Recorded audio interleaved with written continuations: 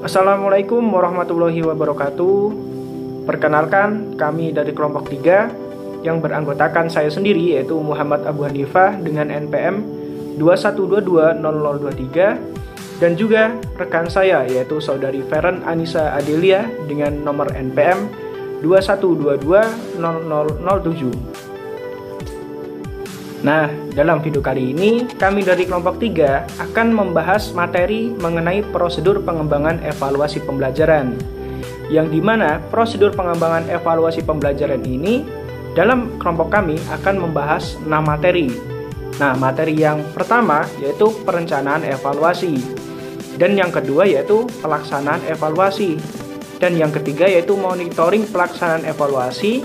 Dan yang keempat itu ada pengolahan data. Dan yang kelima itu ada laporan hasil evaluasi. Dan yang terakhir yaitu ada penggunaan hasil evaluasi. Nah, dari ke-6 materi tersebut, kami dari kelompok 3 akan menjelaskan secara singkat, padat, jelas. Nah, untuk ketiga materi pertama akan saya sampaikan sendiri. Dan untuk materi selanjutnya akan disampaikan oleh saudari Feren Anissa Adelia.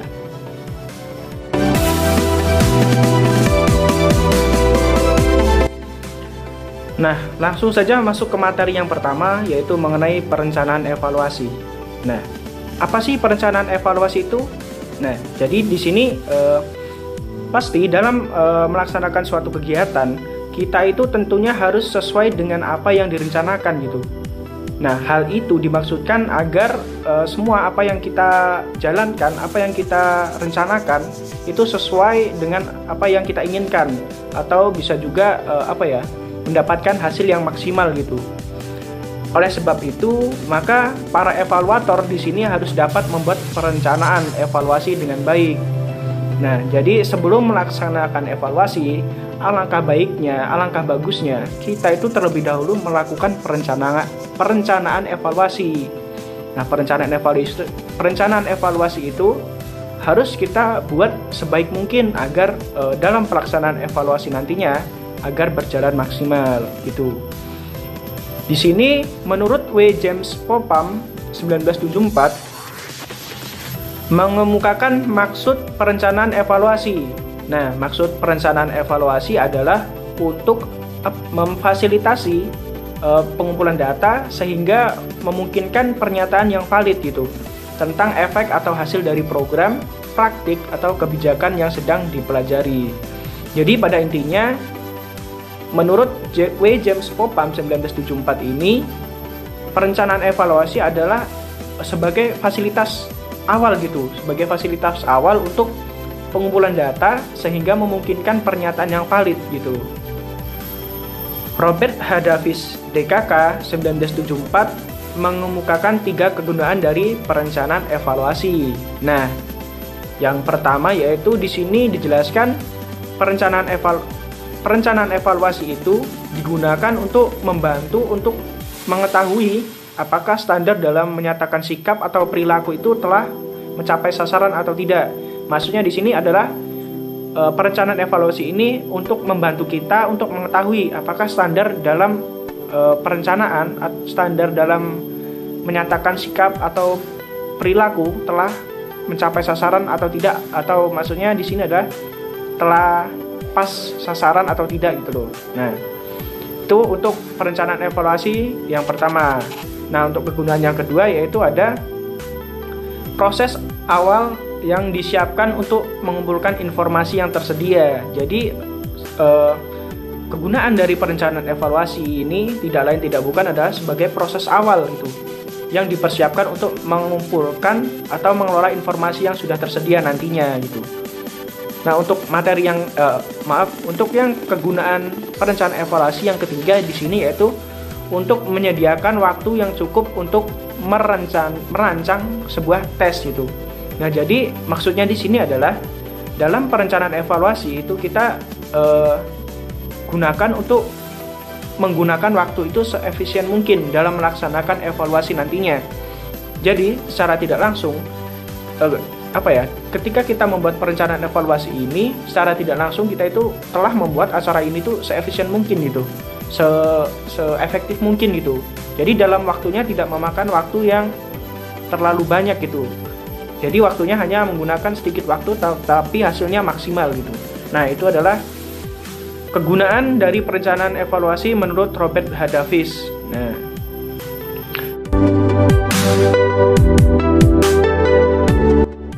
untuk yang selanjutnya yaitu materi mengenai pelaksanaan evaluasi. Baik, untuk pelaksanaan evaluasi di sini diartikan sebagai cara melaksanakan suatu evaluasi sesuai dengan perencanaan evaluasi. Sudah jelas ya teman-teman ya, dilihat dari judulnya saja, pelaksanaan evaluasi. Jadi pelaksanaan evaluasi adalah bagaimana kita melaksanakan evaluasi tersebut. Nah, sebelum melaksanakan evaluasi tersebut jelas ada yang materi awal tadi, ada perencanaan evaluasi gitu. Nah, dalam perencanaan evaluasi telah disinggung semua hal yang berkaitan dengan evaluasi. Artinya, tujuan evaluasi, model dan jenis evaluasi, objek evaluasi, instrumen evaluasi, sumber data, semuanya itu sudah dipersiapkan pada tahap perencanaan evaluasi. Nah, maksudnya di sini teman-teman adalah sebelum kita melaksanakan evaluasi, sudah seperti yang sudah saya jelaskan tadi, bahwasanya di awal tadi akan ada perencanaan evaluasi dulu gitu.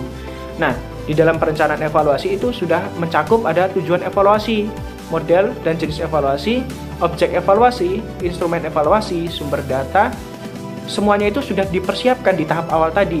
Jadi ketika pelaksanaan evaluasi itu kita tinggal melaksanakan, jadi tidak merancang-rancang lagi, jadi tinggal melaksanakan gitu.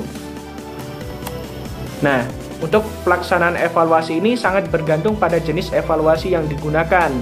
Jenis evaluasi yang digunakan dalam mempengaruhi seorang evaluator dalam menentukan prosedur, metode, instrumen, waktu pelaksanaan, penilaian hasil belajar. Guru dapat menggunakan tes maupun non-tes. Ya, jadi maksudnya di sini adalah pelaksanaan evaluasi itu tergantung pada jenis evaluasi yang digunakan. Nah, dan jenis pelaksanaan evaluasi ini kan banyak tuh. Di sini disebutkan ada non-tes maupun tes. Nah, itu kan mesti ada perbedaan. Nah, kalau ada pun perbedaan, kita itu melaksanakan evaluasi itu harus menyesuaikan dengan jenis tes apa yang kita akan gunakan gitu. Nah, itu untuk melaksanakan evaluasinya.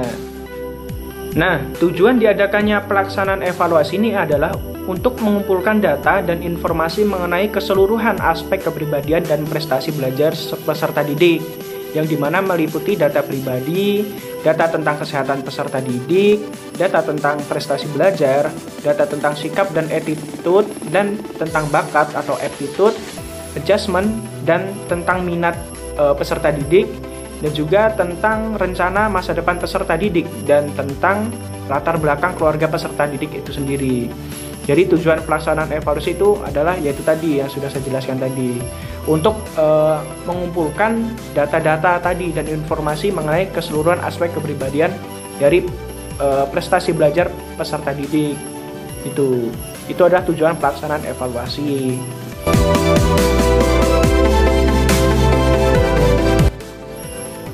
Nah, yang selanjutnya itu ada monitoring pelaksanaan evaluasi. Jadi, apa sih monitoring pelaksanaan evaluasi itu? Ya, monitoring ini dilakukan untuk melihat apakah pelaksanaan evaluasi pembelajaran telah sesuai dengan perencanaan evaluasi yang telah diterapkan atau belum. Jadi, maksudnya di sini adalah kita ambil kesimpulan dari judulnya aja, monitoring gitu kan. Berarti di sini digunakan untuk memonitor dalam pelaksanaan evaluasi apakah ada kesalahan atau tidak gitu loh. Nah, tujuannya yaitu untuk mencegah hal-hal yang negatif dan meningkatkan efisiensi pelaksanaan evaluasi itu sendiri. Monitoring itu mempunyai fungsi pokok, yaitu yang pertama, melihat relevansi pelaksanaan evaluasi dengan perencanaan evaluasi. Yang kedua yaitu melihat hal-hal apa yang terjadi selama pelaksanaan evaluasi. Nah, untuk melaksanakan monitoring, evaluator itu dapat menggunakan beberapa teknik seperti, nah ini adalah maksudnya di sini adalah sebelum kita melaksanakan monitoring, seorang evaluator itu harus mendekatkan diri untuk menilai menilai pelaksanaan dari evaluasi tersebut. Nah, untuk menilai dari pelaksanaan evaluasi tersebut, di sini evaluator itu dapat menggunakan observasi partisipasi. Nah, yang selanjutnya itu dapat menggunakan cara wawancara bebas dan terstruktur dan studi dokumentasi. Nah, itu tadi sedikit penjelasan mengenai 3 materi awal yang saya sampaikan. Nah, selanjutnya itu ada materi ke-4, 5, 6 yang akan disampaikan oleh Saudari Feren Anissa Adelia. Kepada Saudari Feren Anissa Adelia dipersilahkan.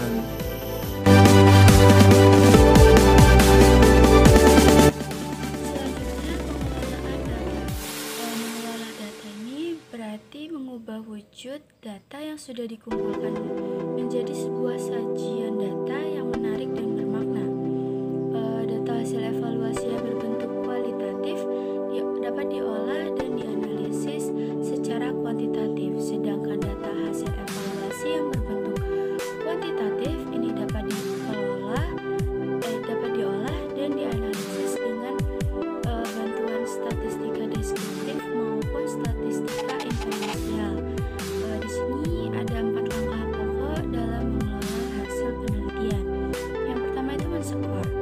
Men-skor ini memberikan skor pada hasil evaluasi yang telah dicapai oleh peserta didik. Dalam men-skor ini diperlukan 3 jenis alat bantu, yaitu kunci jawaban, kunci scoring, dan perhitungan konversi. Selanjutnya itu mengubah skor mentah itu menjadi skor standar dengan norma tertentu. Yang ketiga, mengkonferensikan skor standar berupa huruf ataupun angka. Yang selanjutnya ini melakukan analisis soal.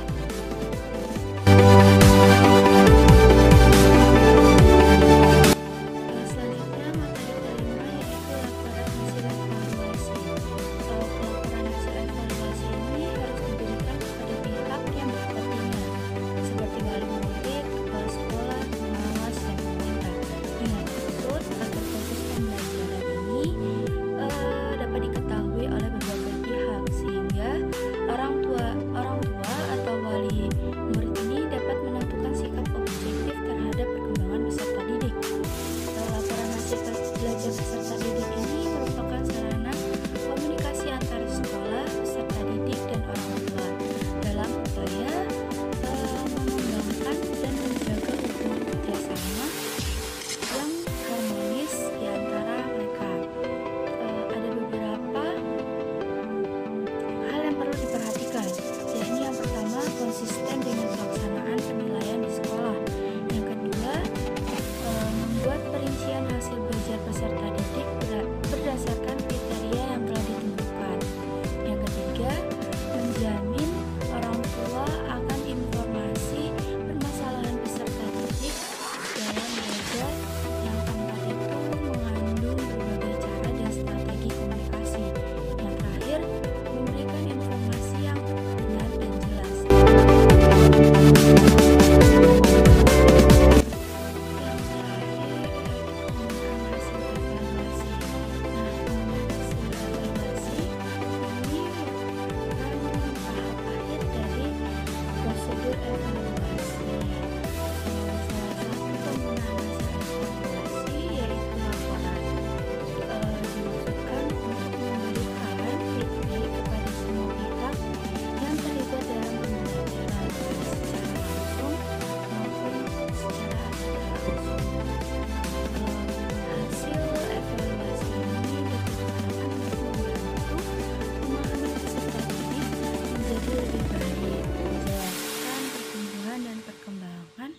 Peserta didik kepada orang tua dan membantu guru dalam menyusun perencanaan